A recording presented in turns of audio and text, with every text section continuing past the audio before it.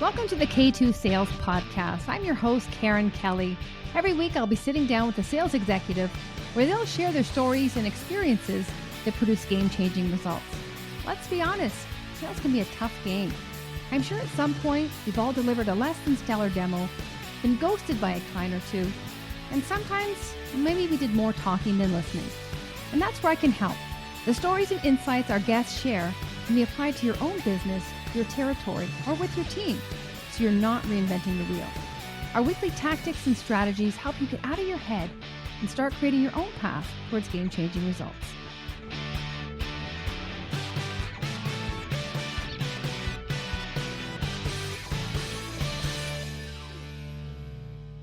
Welcome back to the K2 Sales Podcast. I'm your host, Karen Kelly. Now, how many of you are looking at your pipeline review and evaluating loss and won deals? And if you look closely, the studies will show that 44% of deals are lost due to status quo, so inactivity. The customers chose that their current state is better than moving forward to your solution, and they've made that decision. But what's more surprising is 56% of deals are lost due to the customer's inability to make a decision. So they're indecisive. And so what we do as sales reps, and it's because this is all we know, is when we see that they're not responding, they're ghosting us, we're hearing crickets, we go back and we lay on the fear, the uncertainty, the doubt. If you don't assign here, if you don't purchase this, what's the risk to your team? You're not going to get the quarterly saving, whatever it is, you're dialing up the fear. But they're not fearful of status quo. They've already acknowledged that they want to move forward.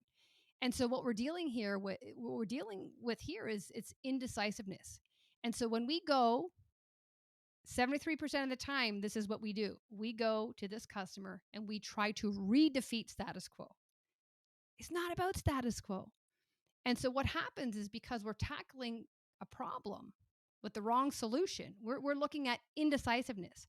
What happens is 84% of the time we lose the deal because we are trying to redefeat status quo, and it's actually their inability to make a decision. And so what we're better off doing is doing nothing. But we don't know that because the only card we've been ever trained is we got to beat status quo. And yes, we do have to, but there's a second possibility now, and it's 56% of the time is that we have to help them make a decision. And so I had the pleasure of speaking with Matt Dixon, the author of this amazing book, The Jolt Effect, amongst other books. One of them, all we know here, we all know this is the Challenger and the Challenger Customer. Definitely a huge fan here. Highly recommend you read The Jolt Effect if you haven't already. And what he talks about is how the Jolt really does address the level of indecisiveness with our customers. So JOLT, Jolt is first judge the level of indecisiveness. So there's a scale. O is offer your recommendation. L is limit the exploration. So keep the guardrails tight. The reason they're indecisive in the first place is they're looking at too much homework, reading too many white papers. And T is how can we take risk off the table? How can we make it safe for them to buy and reduce that potential of buyer's remorse? So highly recommend you listen to this, forward it on to your team or anyone you feel would benefit because, again, we've all been trained on status quo, but now we know it's more than that. 56% of the time deals die to inactivity is because they can't make a decision. So how can we help them do that? On another note, we are launching the K2 Sales Academy this week. It is an online sales training for both sales reps and sales leaders. We're continually adding content, so it's timely, it's relevant. There's a resource tab where you have access to templates, to scripts. There's live webinars, there's live Q&A. So really it's an annual subscription for both sales leaders and sales reps. And we're going to include a link to a free 1-week trial in the show notes. Hope you enjoy the conversation with Matt as much as I did, and thanks for watching. So first of all, Matt, I want to congratulate you on all of your books, but the one that we're going to talk about today, and again, all of them are Amazon as well as Wall Street Journal bestsellers, but the one today is The Jolt Effect. So first of all, congratulations and welcome to the podcast. Thanks for having me. I appreciate the invitation, Karen, and thank you for the kind words as well about the books. Yeah, my pleasure. So when you think back to 2020, which isn't that long ago, but some of us still have nightmares and sweats about it. But Yeah. for you, it really was for you and Ted was the researchers' kind of a dream, and really as a result of us sales professionals removing to the virtual environment, it allowed you to gain access through AI and listen to I think it was 2.5 million calls. And this is what really is allowing us to have the conversation about this today as a result of your findings. So why don't you talk to us about the original purpose for your study was really to understand what the best reps are doing, but you came up with another possible reason apart from status quo through these studies of yours. So why don't you let us know, where in the study was that second reason revealed that are people are holding back, and for those who haven't read the book, what is it? Yeah, sure. No, absolutely. Happy to do that. So, just to take kind of a step back, Ted and I were always big fans of the work that Professor Neil Rackham had done back in the 70s and 80s with spin selling. And for those who've read that book, and if you haven't, by all means, it's such a fantastic study of sales effectiveness. And I think one of the first real research backed kind of studies of sales or views on sales effectiveness about what Professor Rackham and his team did is they spent like 10 years sitting in on as a team of 12 people sitting in on 30 something thousand sales calls around the world. And I had always tried to get different organizations to sponsor the same kind of study. And because I write about sales, I don't necessarily do sales. My sales pitch fell a little bit flat because I'd pitch people on this and they'd say, "Oh, that sounds really interesting. What do you think we'll get out of it? What do you think we'll learn?" I said, "That's the best part. We don't know." And they would say, "Okay, what other ideas do you have?" But then March of 2020 rolls around and something interesting happened. Ted and I were working at a company called Tether at the time. We're doing research, R&D, product stuff for them. They're a conversation intelligence platform, much like a Gong or a Chorus that your listeners might be familiar with. And the pandemic rolls around. It's March of 2020, and in the world of sales, we went to 100% virtual literally overnight. And so Ted and I launched something which at the time we rebranded this because we didn't think the branding was great. Turned out I didn't realize this would be so confrontational, but we called it at the time the Sales Vaccine Project, which we said, boy, this is cool because scientists are going to get us out of this. Pfizer would like it. They might like it. We might get sued for that. Although I guess you might argue with the new book cover, we get sued by the Jolt Cola people. I'm not sure. But it's so we said, hey, if scientists can figure out a way out of this pandemic, then damn it, we can figure out what's wrong with sales, and we're going to use modern technology to do it. And we recruited several dozen companies, and we asked them. Some of them were already recording sales calls on platforms like the ones I mentioned. Others had not been doing that, but they agreed to do it for the purposes of the research.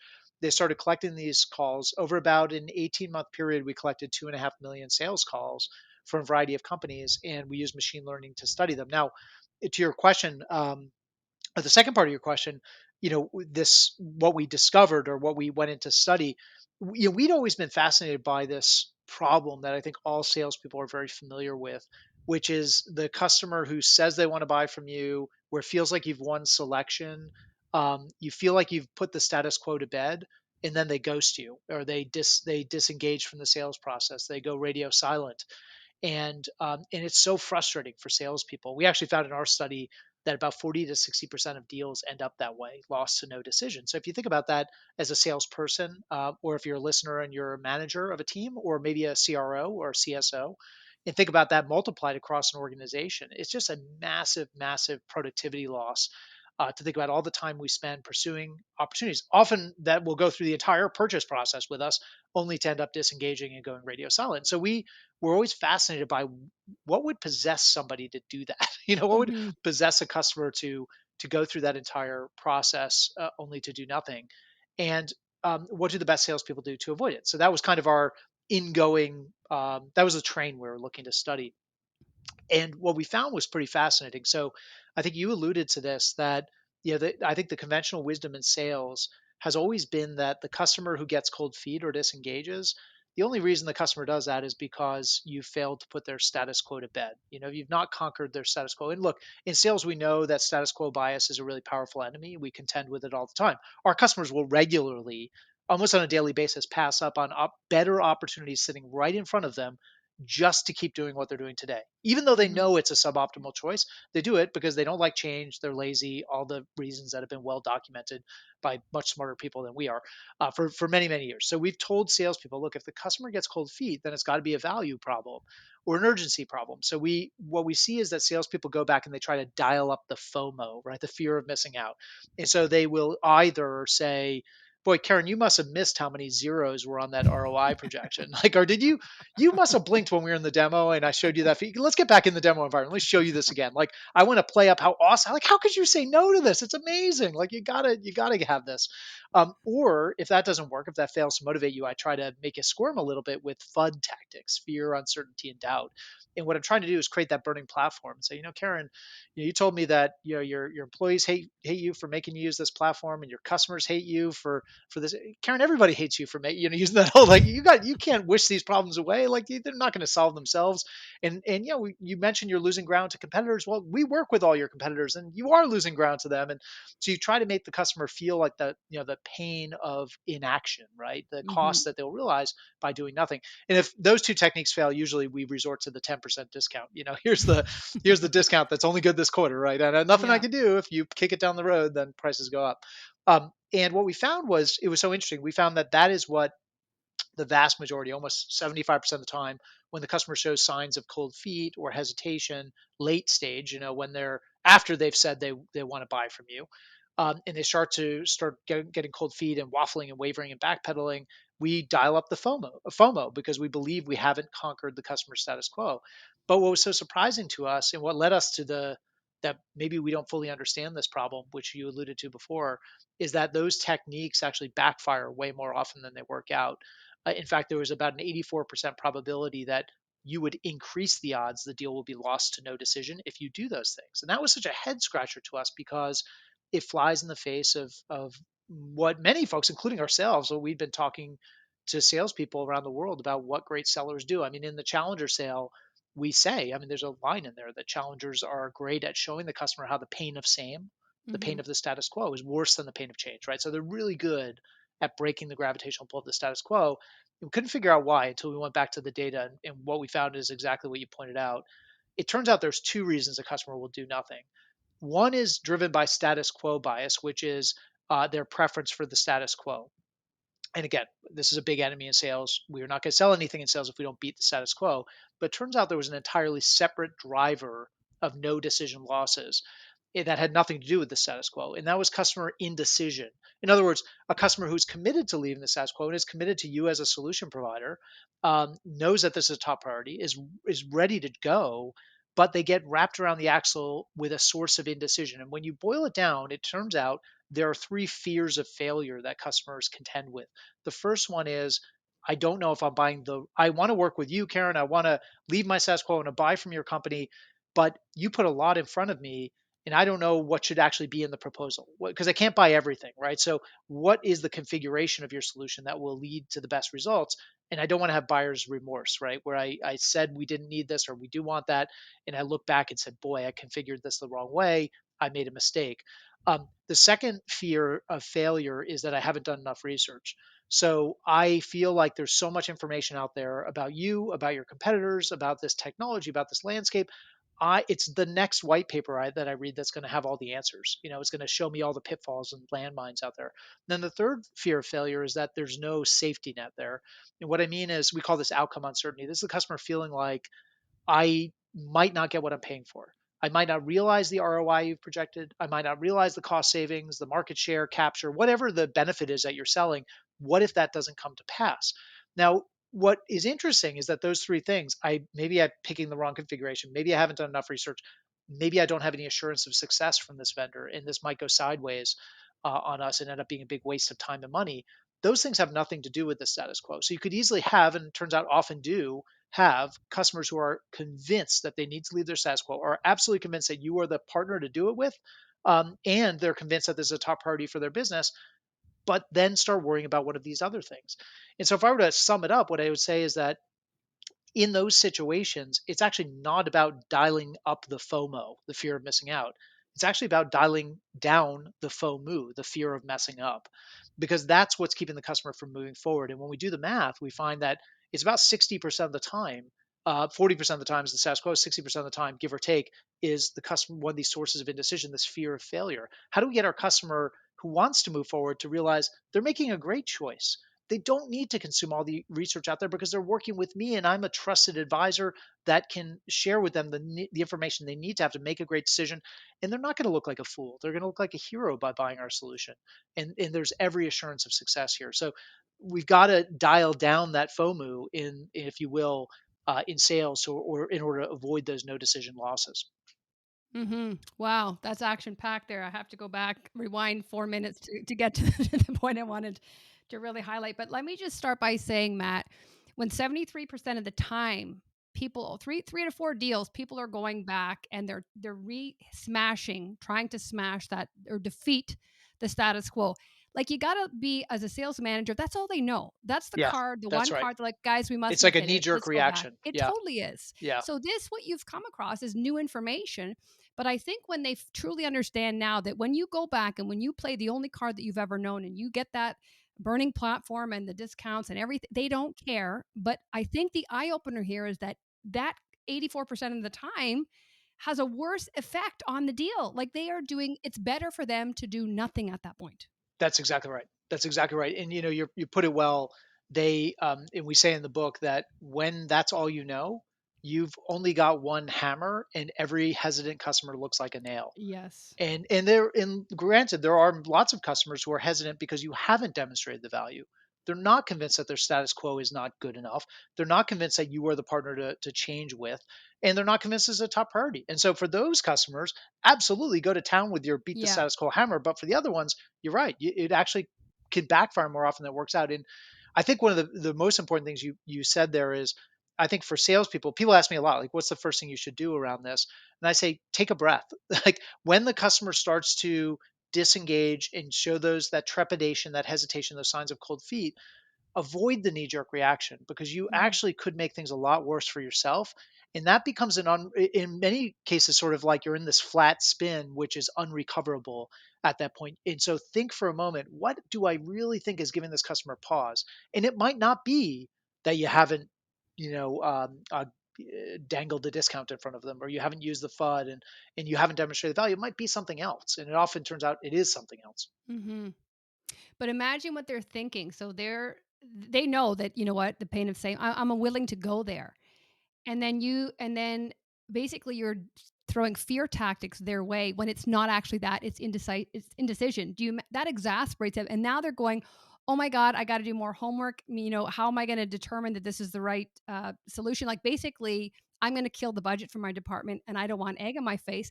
You've exasperated things. You're throwing fear at me. I'm going to be paralyzed now that you can see why they would do nothing. Yeah, they're already, we're, what we talk about is the fact that because people ask, well, I get that maybe it's not effective, but why is it counterproductive? And I Hmm. think it's for exactly the reason you just articulated. You're using scare tactics to sell to somebody who's already afraid. And so Hmm. you're just giving them more to be afraid about. I was worried we are picking the wrong configuration. I was worried that we might not get the ROI we've got in the proposal and that I used to build my business case with the CFO in an environment where, by the way, where cash is king and there's so much scrutiny, even on low level purchases today.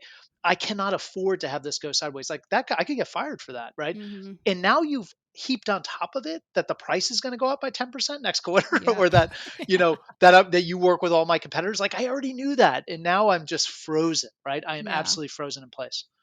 Well, even, mental health and anxiety, it's at a high. Like you're going to throw people over the ledge that they're like, I'm just not even going to like look at anything in this division anymore because I have tachycardia when I think about it. That's right. Salespeople, it turns out, are very good at this. So, so You know what? And the irony is that's all they know. So in their defense, it's all they know. It's all that the managers have told them. So this is new. It really is new.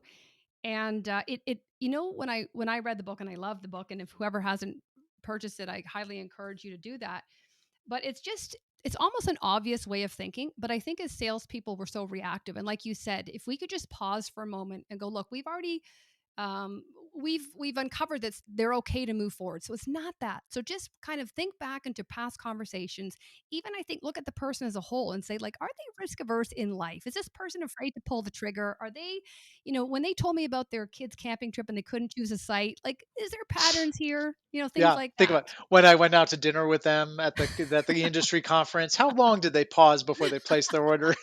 So, yeah, you're so right. It is a different way of thinking, but it's a very a kind of human way of thinking. And I think if we put ourselves in that situation, there's this irony. We've been collecting data on this. It's not in the book actually, but since the book came out, we've been asking salespeople to assess depth, breadth, kind of intensifiers of indecision with their customers. And then we've also been asking salespeople themselves to go through what psychologists call the indecisiveness scale, which is a set of about 20 questions that have been proven over time to be a great predictor of an individual's level of indecisiveness. And what's so interesting is that salespeople, when they go through the personal assessment, are actually as indecisive as any of us, right? Mhm. They wrestle with decisions, they wrestle with choice overload, they wrestle with lack of information, outcome uncertainty, all these things.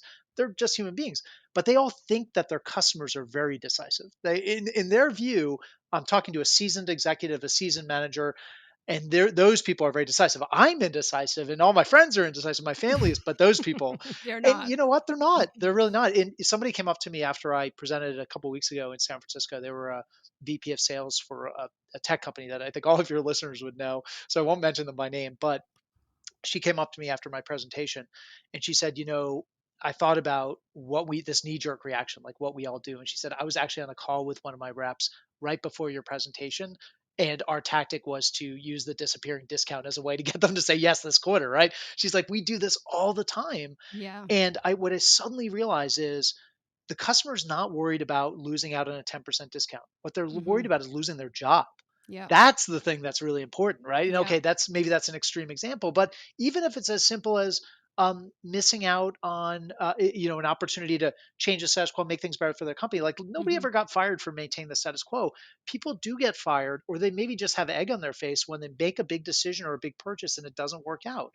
Mhm. And especially in today's environment, that's a really bad look for customers. Nobody wants to be the person holding the bag and be culpable for making a decision. Now, in the book, we go into, as you know very well, and your listeners, as they get into the book, they'll see we talk about the difference between status quo bias and this thing called omission bias. Omission bias ultimately is about avoiding loss, but avoiding losses that are directly attributable to you because you made a mistake.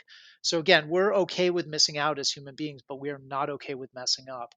And that is true of our customers as well. And that is why indecision trumps status quo bias as the main reason for doing nothing in our analysis.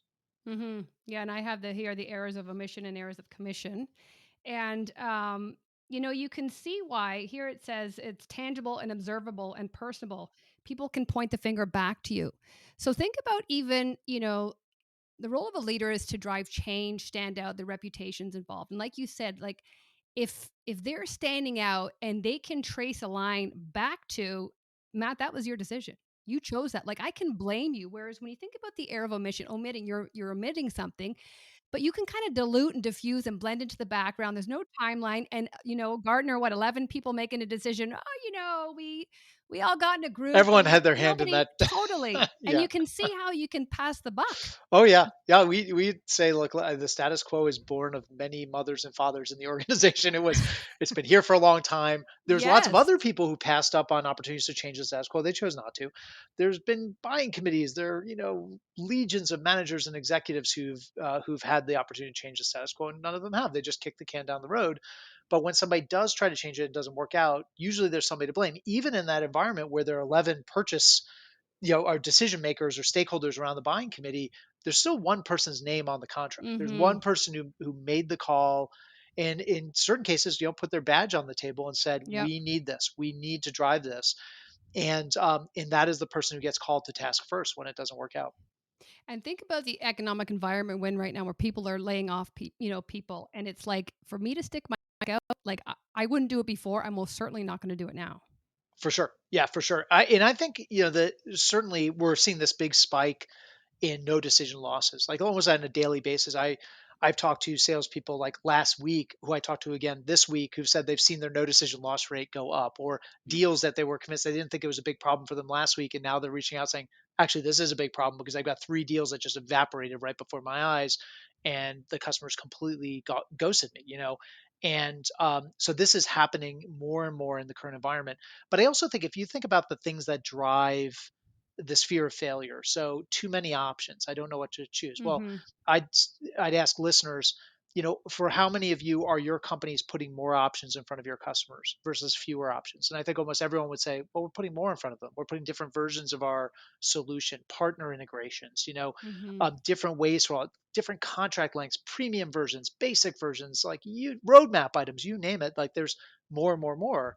Well, that intensifies the customer's worry that they might choose the wrong thing, because in a world where everything looks good and there's so much marginal difference between option A and option B and option C, the best choice is to do nothing, because you don't want to Mhm. choose option B and then realize later actually option A or C was the better one to go with.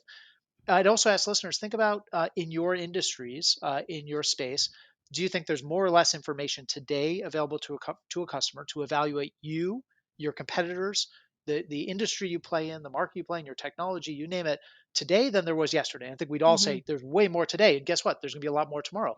That intensifies the customer's fear that they haven't consumed enough, right? It's the Mhm. next white paper that's going to have all the answers. And then the third thing, outcome uncertainty. I'd also ask listeners to think about, for how many of us are we trying to move up the value chain, go from like simple transactional product sales, maybe low price points, up to sticky multi-year solutions that are true. We're selling transformation. We're selling this encompassing solution. And I think for most listeners, they'd say, yeah, our company is trying to move up that value chain. Well, if you are, the stakes go up dramatically for your customer. Now they really start to sweat. Am I going to get what we're paying for? This is a bet the career kind of purchase. Mhm. So these things, I think, irrespective of the downturn and the economic environment, these are like genies we can't put back in the bottle. I think indecision and fear of failure is driven by things that are out of any of our control. And so I think it's really incumbent upon all salespeople to figure out, how do we deal with this. Mhm. Huge. And when you think about, first of all, when I started sales, there was no internet. We had to meet face to face. So this wouldn't even be applicable, right? But I think now when you look at selling, especially a complex solution, people typically buy 20% of it. And so the more you're offering all these bells and whistles and thinking that we're doing them a service, you're actually doing them a complete disservice. Yeah, that's totally true.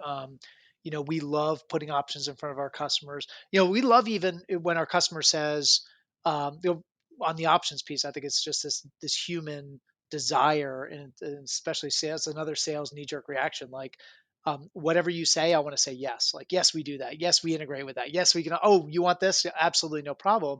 And it feels good to do that. And we know that options matter to our customer, but they are a double edged sword. We find that, while options are good kind of early on, they're good in marketing, they're good at the trade show booth, they're good in those early sales calls.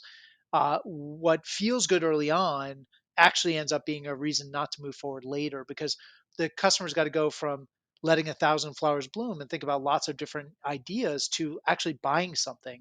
And that requires that they decide not just what's going to be in the proposal, but what is not going to be in the proposal. And those are really hard decisions. What most salespeople do in that situation is they kind of foist the decision back on the customer. Let me ask you, Karen, what's most important to you? Why did you first reach out to me? Let's make sure we're aligned here and what your needs are. And what I'm hoping is that you'll figure out on your own what to choose and what not to choose. But we found best salespeople do is they will shift from asking to actually telling. This is in my experience and based on what I understand of your organization, I would recommend this configuration, and here's why. Based on my experience, based on the experience of other customers like you. And so the analogy to think about there is it's much like the waiter or waitress in the restaurant. When you go into a nice restaurant in Toronto and you're sitting down and you've got 20 wonderful entrees on the menu, and you ask the waiter or waitress, like, what do they recommend? And they say, well, what are you in the mood to eat tonight? Which is super unhelpful, right? So that's what most salespeople do. Yeah, what you want instead is, hey, I actually, this is my favorite dish on the menu. If you're not quite as hungry and you're in the mood for something lighter, here's another good option, but you can't really go wrong. Everything we make here is wonderful.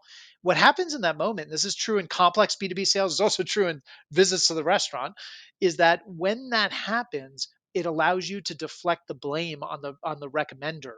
So you don't realize the full penalty of a bad choice, because what I know is that Karen's the waitress who's recommended this dish to me. If I don't like it, it's partly her fault. It's not just on me, right?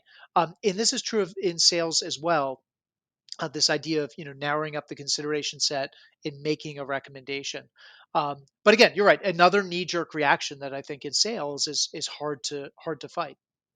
But just what you're saying there, Matt, I had a bit of an aha moment is when you think about people who are the FOMU is high because they don't want the egg on their face. I made a bad decision. But when the sales reps make a recommendation, it's like, well, I can share some of that problem. I can say, you know what, the recommendation was based on, you know, us. The salesperson is this, so I can or shift some of that blame. It makes it safer for them to move forward. That's right. You're exactly right. So you have it's something called a delegate theory, which is happening there, which again allows you to shift some of the blame to the recommender, and that is a very powerful tactic. And so we find, we when we looked at these sales calls and we look at this idea of offering recommendations, best salespeople will do is they'll shift from asking to telling, but it's not quite as simple as that. What they'll do is go from lots of options down to a narrower choice set. And so I might have thrown 100 ideas in front of you, Karen, but I'll go down and say, you know what?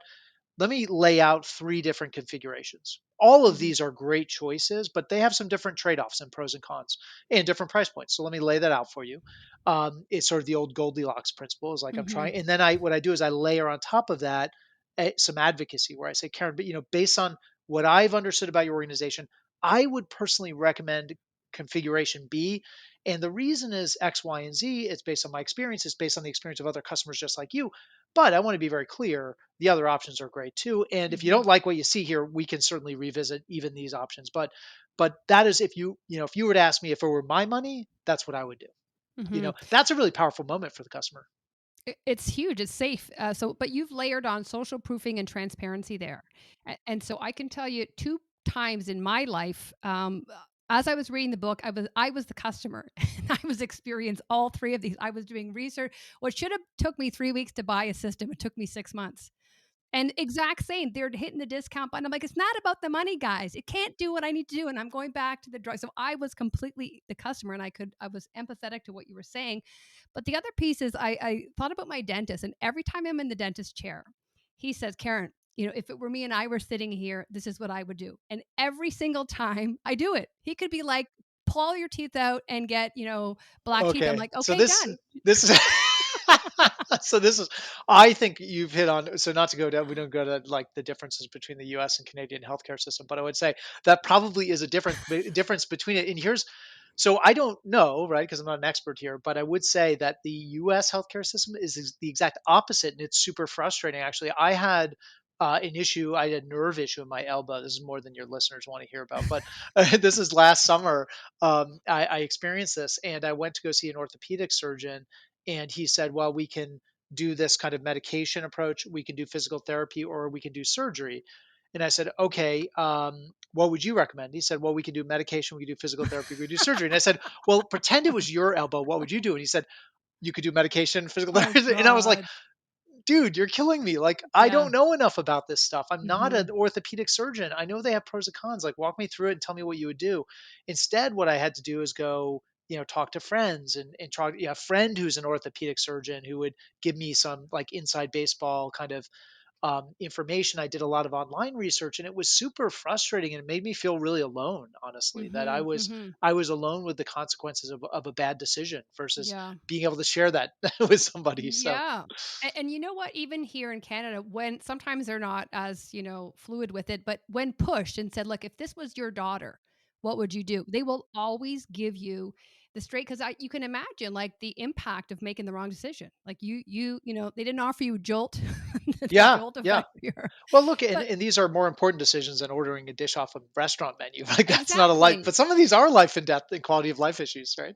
But I think it's important for the salespeople to just think of their customers as people. And just the examples we're sharing now in a restaurant, dentists, doctors, your customers are the same. They're people. So instead of just like, how can we just invite people to pause for a moment and go, like, what could actually be going on here? And not being so reactive and not seeing what truly is in front of us. That's right. That's right. And so here we can.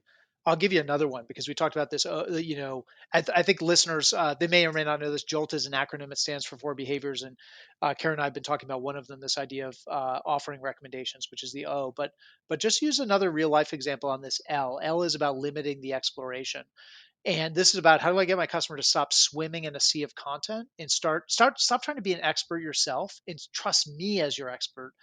Now, the layperson's example I might use, the non-sales example, is to think about, let's imagine you are planning a trip to Italy, for instance, and you are talking to a travel advisor. Well, first of all, you could go online and you could research this, and there are literally billions of travel blogs and sample itineraries and reviews and TripAdvisor posts and the whole nine yards. It's overwhelming. You'll never consume it all. Now, you could go to a travel advisor or travel agent, but how would it feel if the person you were engaged with had also never been to Italy, and nor had they ever planned a trip for anybody else to Italy?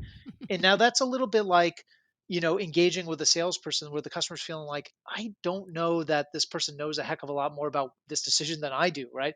So what we need to do in sales is build that it's an overused term, I think, but that trusted advisor relationship. There's two pieces of that. You need the customer to trust you, and then you need to be in a position to advise them. Well, Hmm. the way again, a counterinstinctual thing for salespeople, the way you build trust in a world where customers from minute one of the first sales call probably don't trust you because they believe like you're like every other salesperson out there whose goal is to oversell them, hide the ball, not share the bad information, sell the customer more than they need. And that's not your fault. That's the fault of every other salesperson who's preceded you, has burned the customer in the past. But you've got to bridge that trust gap. So how do you do it? Well, think about how often we have told the customer proactively, Karen, I know you're looking at the premium version of our solution, but I got to tell you, based on what I see in your needs, I think the standard version would be just fine. Save some money and spend those dollars elsewhere. Or Hmm. maybe even telling you, I don't think you need to buy 1,000 seat licenses. I think 100 would be perfect. Let's get some success with those first users and turn them into advocates. It's going to put less pressure on you. It's going to save you some money, and we can always expand later.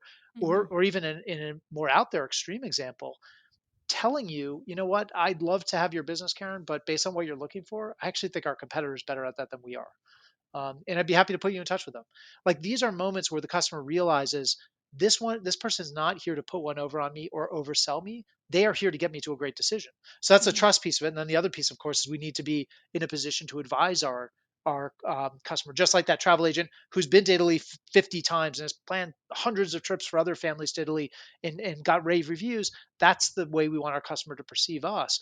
But that comes across in the little moments, like, are you relying on other people to do your demos for you, or are you doing them yourself? Are you showing up with the clown car of experts to every single call to answer all the customers' questions? The product people, the engineers, the customer success managers, the executive Hmm. sponsors, your manager, or are you answering more of those questions on your own? Does the customer actually see you as an expert or as a Hmm. glorified admin, right? And Yeah. so there are things that we do, and again, I think in some ways, the way we've resourced sales organizations and what's kind of been standard fare in sales organizations is actually exacerbating the problem, right? Where we have solutions engineers who do the demo, we have subject matter experts who join our calls to answer the tricky questions. All of that sets up a situation in which the customer feels like, I don't know if I'm dealing with an expert here. Hmm. This is the travel agent who's never actually been to Italy themselves. Yeah. So that's a scenario in which people will do their research all day long because what they think is the person on the other side of the phone or the Zoom doesn't know very much about this decision either. So Hmm. I can't rely on them to guide me to the right outcome, or maybe I don't trust them to do so. Yeah, huge. So we jumped the LT. We're gonna get to the J and O. Um, but just to piggyback on what you're saying, having worked with sales engineers and coaching a number of teams now, what I find, and it all makes sense now in speaking with you and just with what you shared, is that if the customer is looking, they want to feel safe. They want to know when they make a decision, they can put it to rest, and it's good use of their money, value for time, everything. But what I see is a lot of salespeople bring in their sales engineer, the CFO, somebody, and they hide underneath them. And it's like up until this point, you were the expert. You've gotten them this far along, and then they just kind of they pass the baton, and your customer's going like, "Hang on a minute, I thought you were taking us across the bridge. You want me to? I don't even know who's Jonathan now."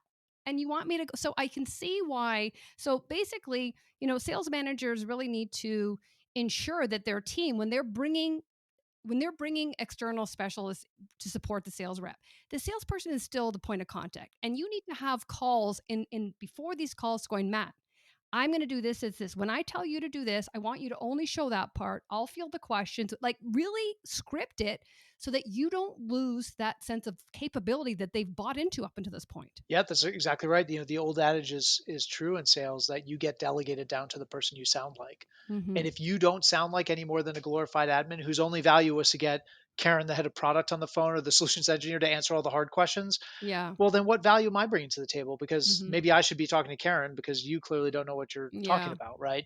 And so you're right. The orchestration there is key. It's not to suggest high performing salespeople don't bring subject matter experts and solutions engineers and product team members onto the call. They do, but the way that they use those people is very different. Is exactly what you said. It's not, hey, I brought Karen along. She's the head of product. Karen, take it away. You know why? Yeah. Because right after that phone call, I get an angry call from Karen saying, I'm not the salesperson. Don't punt the call to Yeah. me.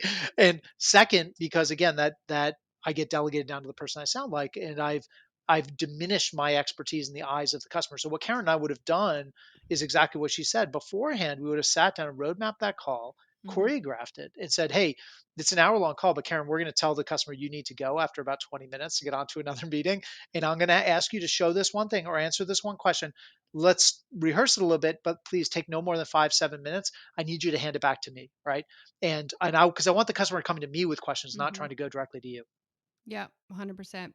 So why don't you back us up with the jolt, and let's start. What does the J represent? Yeah, the J is judging the level of indecision. So, this it all starts here. It's all about something you talked about earlier, Karen, which is understanding our customers' own personal level of indecisiveness. How indecisive are they as an individual, as well? How indecisive are the other stakeholders on the buying committee? It's about understanding the sources of their indecision. Where's it coming from?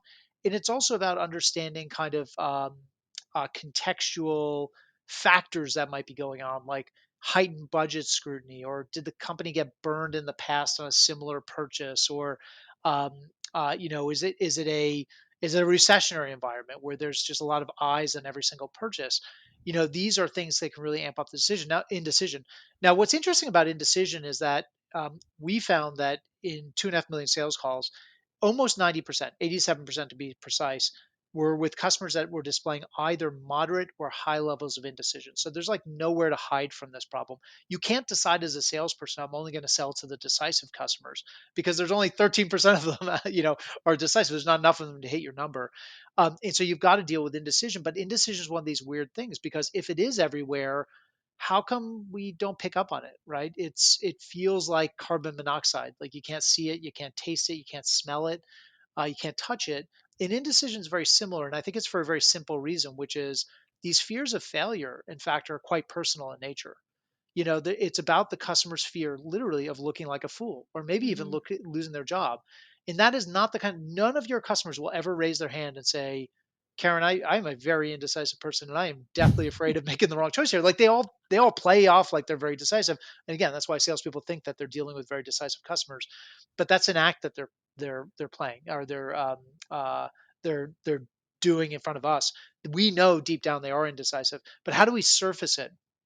And Hmm. so what we found is there's really two techniques at play here. And the metaphor I like to use is for salespeople to think of themselves like maybe a surface warship, and there's a submarine lurking underneath the water, waiting to do you harm I'm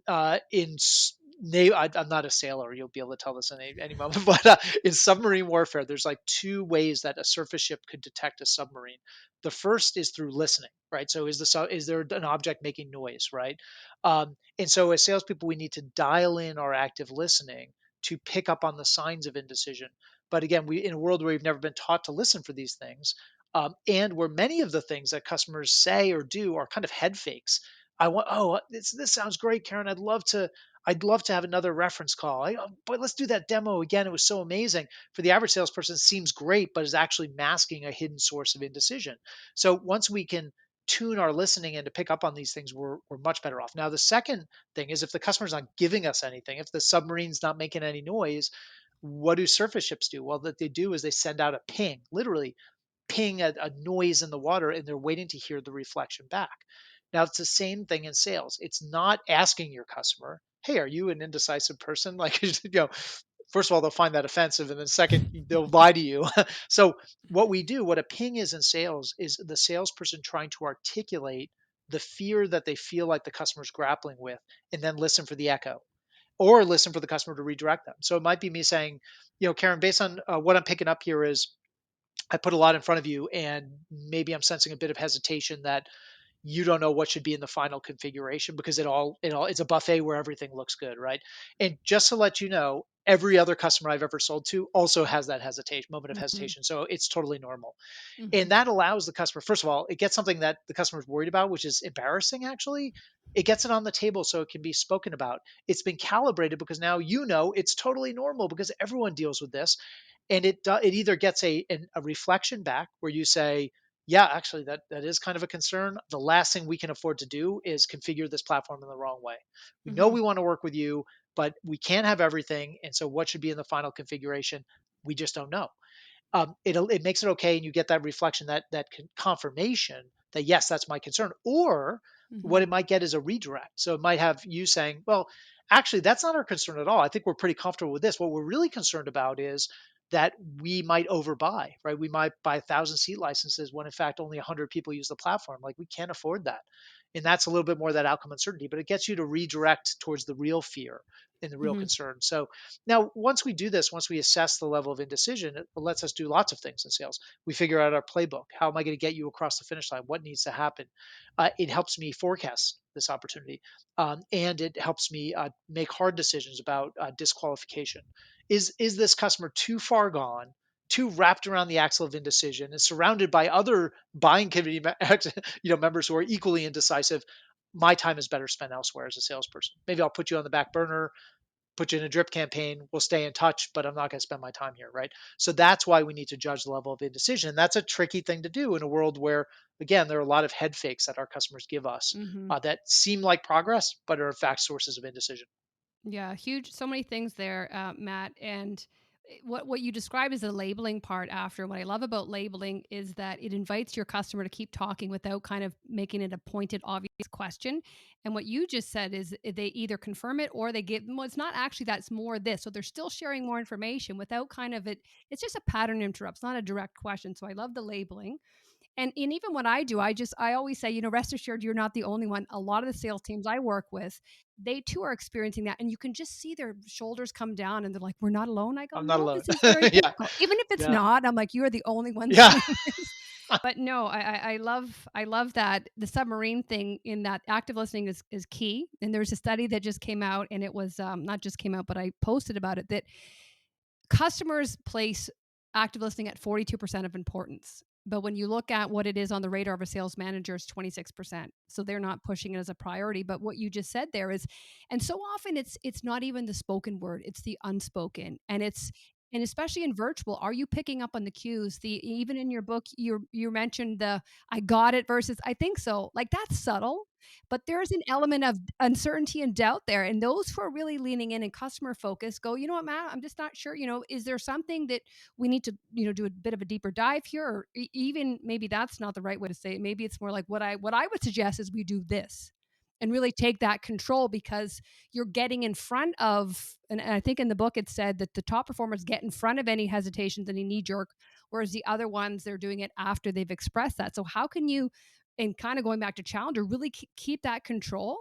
Don't allow the hesitation, the knee jerk to come in. Just layer them with, you're in good hands. I am a trusted advisor. You can trust me. This isn't the first rodeo I've been to, and let me show you how. And really take your hand. Yeah, and it really is such a comforting moment. It, first of all, makes the customer feel like they're not alone, right? But in Yeah. fact, they're going through this with somebody who's helping them look around corners, who is a real expert, and most importantly, has sold this solution to customers just like me, Hmm. and have helped those other customers get value and to look like heroes, not look like fools. And so you're right. It's just there's so many subtle moments that I think if you look at that you mentioned before, these signs of implicit, what we call implicit non-acceptance, the difference between yes, you nailed the answer to my question, and I guess so. An Mhm. average performer lumps those two together. Those are one and the same, right? I'm Mhm. going to put you down for yes, Karen, and we're going to keep going with the sales pitch. A high performer, we found this in the calls. They would actually stop the conversation and say, Mhm. "I don't want to read into it, but is there something going on here? I'm thinking maybe I didn't totally nail the answer to your question, or maybe there's something Mhm. else you're worried about. So I'd love to have a conversation about that because I'm not doing my job if I don't, Mhm. allay any concerns that you might have. So, these are subtle moments, and they're so hard to, they're so easy, I should say, to let slip past us Mhm. unnoticed. But once we know what we're looking for and what we're listening for, we start to pick up on these things, right? Mhm. And then we can work with it. We can do something about it. You almost want to show, first of all, I think a lot of people can't detach from the outcome, and that's why they're doing it. That's why they also can't say, I'm not the best solution here, but I can put you in conversation with our competitor. 9 times out of 10, they're going to come back to you when the time is right. But we can't do that because A, we don't have pipeline, or B, we're too attached emotionally to the outcome when we're thinking about us. So I think that if you can do that, but I also think when these nuances, when we're unaware of them, we've never seen them. It's like looking for a needle in a haystack. But imagine seeing a call and someone pointing out and saying, "See when Matt leaned back? See when he rolled his eyes at it? See when he did that and he put his hand." Then we know that. So I think there's definitely an opportunity here for training and really showing sales teams what excellent, what good looks like. Like, what is my true north? Where am I aiming for here? Instead of hitting the more button, show me how. Show me what I'm looking for. Exactly, exactly. And I think what, at least when I talk to sales teams, I was doing just this morning talking to a sales team about this, and I think getting down to those really tactical examples. Mhm. Here's what most of us do. Here's a sample, like record it, a recording between a customer and a salesperson. Let's give this a listen. Here's what most of us do. And Mhm. on the surface, there's nothing wrong with that. Let me show you Yeah. the data on why that backfires and what's Mm. really going through the customer's head when you say that. Let me show you what best salespeople do. Here's a different example. And then people see that, they say, oh, got it. And I think it's in many respects with salespeople, it's about creating that, almost that cognitive dissonance, right? Mhm. It's not that what we're talking about doing is very proximate to what you're doing today. It's actually really far apart, but you don't appreciate that until you see it in action Mhm. and Yes. with real tangibility. Yeah. And I think the reason why your books have done so well and is because of that. You're showing what people think is not a big deal when you back it up with 2.5 million calls. Right. It's a Right. huge deal. It's Turns out it's killing a big deal. 84%. Right. Turns out that little hiccup is 84% of your pipeline in the tube. So I think that's why people want to know the data behind it because sales, unfortunately, there's a bit of fluff there. It's like, yeah, it should do this. Yeah, you should be okay. And it's like, can it or can't it? Yeah, Like yeah, I need it's I need definitive answers here. yeah, that's you're 100% right there. I mean, there's a lot of personal opinion and conjecture and conventional passed down conventional wisdom in sales, ideas that have been perpetuated for a very long time. And I think what we've tried to do, at least for our part, is to bring some data and some research and rigor to test some of Mhm. these assumptions. And look, a lot of what we find in our research actually validates what salespeople have been doing for a long time. Turns out that's Mhm. absolutely what you should be doing. But every once in a while, we find these examples that it's like, boy, you thought this was the right thing. In fact, it's not just unproductive, it's counterproductive. Yeah. And those are the moments that I think create that real head snapping, like, wow, we brought data to bear on a problem that we could never really figure out. It was like we're beating our heads against the wall, and now we know why. Yeah. Even when we're validating what's already working to understand why. Because a lot of it is just like someone says, "Well, they just write that down." But why did they do that? Why did they Well, turn just their do head it. right Yeah. when they and I'm the curious person that needs to understand what is triggering them in their brain and their hearts and their emotions of doing that because then I'm going to be more intentional and and I understand the bigger picture. So I think that's missing too. Anyway, so we went to J, which was judging the indecision, and you said this is the most important step. And I would say, like, this is where you either, you qualify in or out because when you think about the amount of time you're going to invest on somebody who is either in isolation or surrounded by a bunch of yes people who have no idea what they're doing, you just got to think, if time is the currency we trade, is this a good use of my time? Yes, yes. You cannot afford to, as the adage goes, you can't afford to chase garbage trucks in sales. And I think, unfortunately, most salespeople are guilty of this, and they don't make those hard decisions. Like, look, there's nothing fun about disqualifying an opportunity. It's we work hard to get them, we work hard to get in front of these customers, but when we know that this is a deal that's unlikely to go anywhere, making that hard choice is actually the smart. It's really the Mm-hmm. smart choice, right? Because time is your scarcest Yep. resource in sales. Yep. Offer your recommendation. We kind of talked about that, about just, us taking control versus in the past. It was, well, like, well, why don't you tell me what you think? And like you said, you're opening up that fun. We started to taper and now Yeah. you're opening it up and they're Yes, like, hang that's on a right. minute. Yeah. Thought you were going to give me the A or B. Yeah, Now yeah. you've You got sent A me to to F. the yeah, right. That's right. And then L is limiting the exploration. So do you want to talk a little bit about that? Yeah, we talked about that a little bit ago, but what I would say is that that's about, again, that's that piece of look. I mean, you can't Jedi mind trick your way to victory here. You can't tell your customer like, Karen, you don't need to read that Gartner Magic Quadrant report. Like, there's nothing to see in there. Your customer is going to consume content, but most customers will end up over consuming, and they will get wrapped around the axle of information overload and analysis paralysis. And that is because the customer is trying to become an expert, because there's a big Hmm. decision we're asking them to make. And we are trying to get them to stop trying to be an expert themselves and start trusting us as an expert. And as we talked about, there's two problems with that. Most salespeople are not trusted by the customer at face value. And most salespeople are not experts, or at least don't come across as experts. So Hmm. we've got to do both of those things. And that, when we do those things, what it does is it earns us the right to use a bit of radical candor with our customer to say, Karen, I know you want to do another reference call, but I got to be honest, I don't know that that's the best spend of your time. And hopefully now you appreciate that my only objective here is to get you to a great decision for you and for your business. But I don't think you're going to learn anything more in another reference call that you didn't learn in the other two reference calls that you did. And so let's talk about what your hesitation is, what's going on Hmm. here, and are there things that I can do that would be a better spend of your time and resources to get you the data, the insight you need to make a decision, whether that indecision is buying from me, buying from my competitor, or just staying with what you do today, sticking with your status quo. And that is so powerful. I just think it's the unspoken, it's the question behind the question. And so many people, if they just stop, but they have happy ears and they're running to do the third and fourth demo, and you're flying people in, and you're just like, what are you doing? This has nothing to do about the demo. And so again, a lot of this is just pausing for a moment and thinking about the other person and just kind of going like, what actually is going on here versus, because it's not that hard. If you've done 3 demos, I'm going to show you the exact same thing. I Like know, it's a but you think definition of about insanity. these requests that we get from our customers for more and more information. And again, for the average, this is another counter instinctual thing, is that what we want to do is say yes. And I think for the average salesperson, it feels good to say yes, to do that fourth demo or that, another POC in another part of the business or another reference call or what have you, send the customer another white paper, sign them up for the next webinar.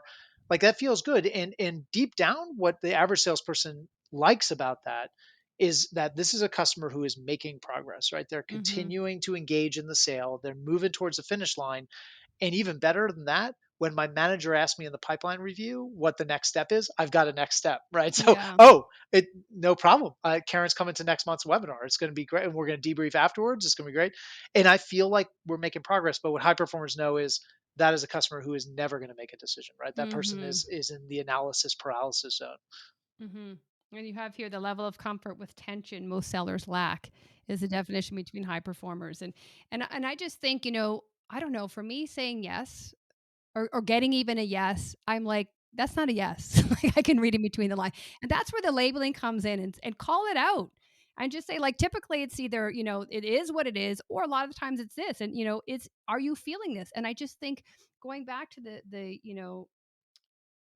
indecisiveness and measuring it, like, let's not go any farther if you're just telling me what you think I want to hear. Exactly. Yeah, exactly. But you're right. I love that phrase you used before. We used to use this all the time in the past. That happy ears reaction, right? And so salespeople just, I mean, they just love the yes, yes, yes. The more steps, more options. Um, Me just telling you what you want to hear, as you said, and that moment of hitting pause and saying, actually, I'm not going to do that. And here's why, and I Mhm. don't think that's a great spend of your time. And here's why. It almost makes your customer do a double take, right? Because every other salesperson they've ever engaged with says yes, yes, yes. And they have the happy ears. Mhm. And for that salesperson to say, I'm not going to do that because that is not a good spend of your time. And the Mhm. last thing, I know you have a day job, and your day job is not to sit on demos with us and not to do reference calls with our customers. Your job is to make a decision here. And so I don't think it's going to help you get to a decision. Yeah. Let me figure out a better way to do that. That's beautiful. And that's a pattern interrupt because they're used to everyone jumping when they say another one. And it's just like, this isn't a good use of your time. And all of a sudden they're thinking, did you just say no to me? Yeah. Yep, I Wait, did. And what? this is Yeah. why. Because I got a Hold on a better second. option for you. I'm Yeah. on actually your side. Everyone else is not on your side because they're just following what you're saying. And you actually, then that's where the sales rep is like, I'm the expert on this. Own it. Own your expertise because you talk to people like that every day. They don't. Yep. That's right. Um, They'll never be the expert that you are. I mean, even for a salesperson who's not is new in their career, maybe yeah, new to their company, they still know remember more. your source of authority, right? And you know way more about this. After 2 days on the job, you know way more about this than the average customer will. And so you are in a great position to advise and guide them as a salesperson. Okay, round us out. T, take risk off the table. Yeah. So this deals with that outcome uncertainty problem, right? The worry the customer has that they're not going to get full benefit from their decision, right? I'm not going to get the ROI. I'm not going to see the adoption. We're not going to see the transformation. We're not going to see the cost savings, whatever the outcome is that we've promised in helping the customer make the business case. And and again, this one's really cute, right? Because it's really painful for the customer to think about, hey, I built my business case on a 5x ROI with my CFO. We arm wrestled over that. They approved it. And what if we only get a 2 or 3x ROI? Like that might be great, but it's less than the 5x that we used to build the business case. Somebody's head's going to roll and it's going to be me because it's my name on the agreement. And so this is a really tough one. And we find as best sales, the first thing I will say about this is that the seeds of outcome uncertainty and hesitation that customers have around, am I really going to see these benefits? Are we really going to capture all those that ROI? The seeds of that are planted very early in the sale. So this is not just like a late stage thing. This is something that actually you need to be really mindful of early on. We found even looking at the same companies in our data set, we looked at high performers versus average performers, and they're selling the same exact solution. Average performers grossly inflated the ROI, the cost savings, the benefits that the customer could expect compared to what high performers do. Hmm. High performers live by the mindset of under promise and over deliver, right? Even where the customer would say to them, "Yeah, I know you're saying it's a 5x ROI, but I was looking at the case study on the website. By the way, that company, I know them really well. They're just like us, and they got a 10x ROI. So why are you saying we can't expect that?" The high performers will say, we love that case study. It's a great case study. That's why it's on our website. Hmm. Glad you found it. But you got to keep in mind, there's a lot of things that went right with that customer. They resourced the heck out of this. Hmm. They had planetary alignment with their initiatives. Like this was an executive led thing. So what I'd rather do is build the business case around 5x ROI because we see that on 100% of our deployments, Hmm. and everything beyond that, which I'm comfortable we will see something beyond that, is upside. And so now you look like a hero, not like a fool because you didn't. And if we build this around 10x, you're going to feel tons of pressure to deliver that, and we got to have everything go right. So let's be more reasonable, if you will, with our expectations. So that you see that early on, and then later when the because the customer, even if their expectations are properly set, they'll still say, well, what if we don't get the 5x ROI? And I'm not even blaming you, but like our company, we're so dysfunctional. There's no way we screw up everything. There's no way we'll see that. How do we provide some assurance of success? And there's so many different ways to do it. We saw like in more transactional purchases, obviously opt out clauses and cancellation for convenience, things like that. In more complex solution sales, we would see salespeople using things like additional professional services. Now, what's interesting to us is that obviously high performers sell more of that stuff than average performers, but it was the way that they would position those resources. So they would say, Karen, I know you want to DIY this. I know you want your own team to do the work. That's one of the beautiful things about our platform. We have all the training videos, the CS team, we're there to support you. You can do this on your own. We've got the playbook and lots of examples of companies just like you who can do it themselves.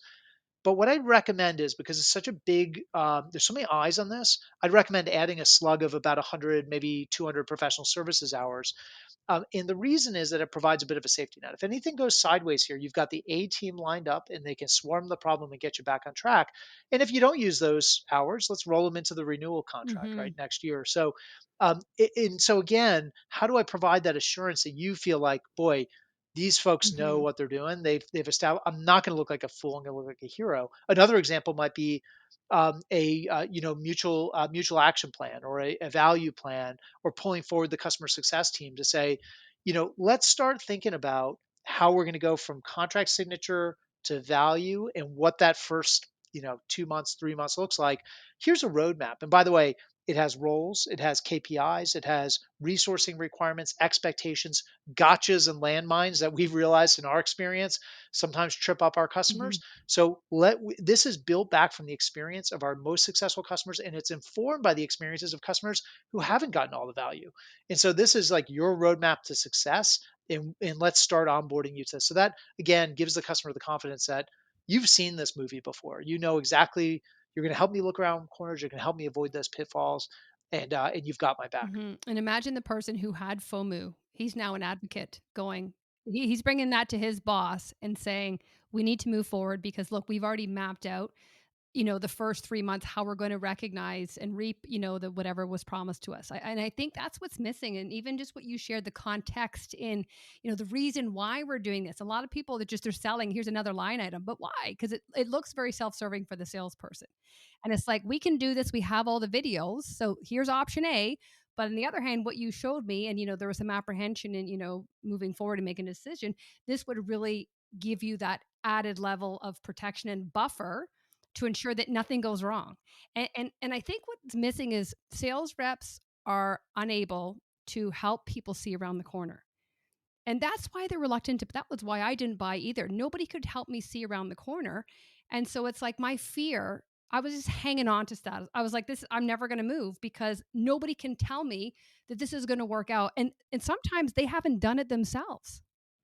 Yeah, that's right. That's right. They're not speaking from any source of authority, No. right, or any experience. And in that situation, the status quo becomes the default option. Yeah. It's not, you may have looked at your status quo and said, "Hey, it stinks and I need to move forward. And I actually even think I want to move forward with this vendor. And I know this is a top priority for me and my business, but I don't know if they've got my back. I don't know if I'll actually see the Hmm. benefits. And this might have end up being a big waste of time and money and resources. And so I just do nothing, which then makes the status quo kind of the default Hmm. and the safer choice." Yeah. Yeah. Wow. My head is full. No, this is great. I enjoy going through all this stuff with you. It's awesome. So just, we talked about why you did the study in the first place, and it really was to look at, what high performers are doing to get around status quo. But what revealed itself was that 56% of the time, it's actually the inability to make a decision. So which was huge. And then as a result of that, you and Ted, took your findings and came up with the Jolt effect. So want to thank you so much for your time. And before we go, Matt, where I know people are going to want to know more about you, I'll link where they can purchase the book. But what's the best way for people to follow you, to get in touch with you, should they want to learn more about any of your books? Yeah, absolutely. So I'm pretty active on LinkedIn. So if folks want to connect with me on LinkedIn, tell me you heard me on the show, and send me an invitation if you have a follow up question or want to learn more. That's a great place to get a hold of me. And then for folks who want to learn more about the Jolt Effect, about the research, how do I bring these skills to my sales team, enable my managers to coach these skills? We've got a whole bevy of enablement content that we built on our portal, the Jolt Effect, or it's jolteffect.com, not the Jolt Effect, but jolteffect.com. And you can check that out. Again, lots of options for folks to evaluate, some free content as well for readers to go and download to continue their learning journey and move the needle on some of these important skills. Excellent. And we'll be sure to include all this in the show notes. So thank you again for sharing all your insights and wisdom. I know I learned a lot, and I can imagine my audience did as well. So thank you, Matt, and thank you all for tuning in. We'll see you next time.